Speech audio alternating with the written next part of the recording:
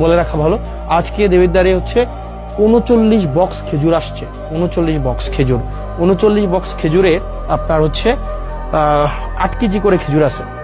মানে এগুলো হচ্ছে গভর্নমেন্ট দেয়, মানে বিভিন্ন জায়গা থেকে এগুলো নিয়ে আসে। টোটাল হচ্ছে 39 বক্স খেজুর। আমি যদি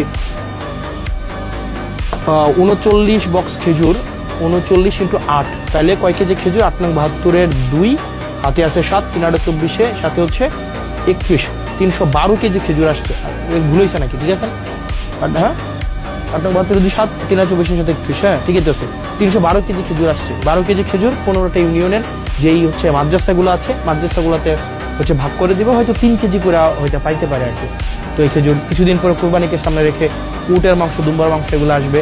তো আমরা চাই প্রত্যেকটা মানে এক পয়সা যেন যে জিনিসটা আপনারা যেন বুঝে পান, মানে এই জিনিসটা যেন হচ্ছে কোনো মধ্যসত্ত্ব ভোগী ঢুকে বা চেয়ারম্যান মেম্বার নিজেদের মতো করে এটা যেন না করতে পারে।